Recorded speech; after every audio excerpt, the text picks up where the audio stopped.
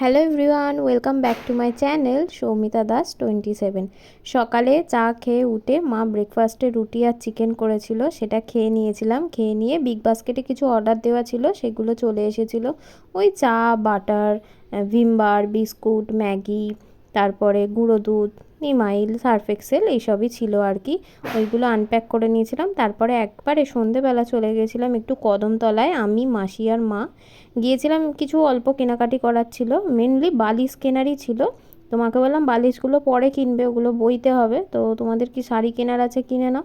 তো মা আর মাসি এখানে শাড়ি পছন্দ করছিল, আর আমি আর পুচকে এখানে দাঁড়িয়ে দাঁড়িয়ে বাইরের রাস্তায় এই জ্যাম দেখছিলাম। কত ভিড়, এই রাস্তাটা খুব জ্যাম হয় এখানটা।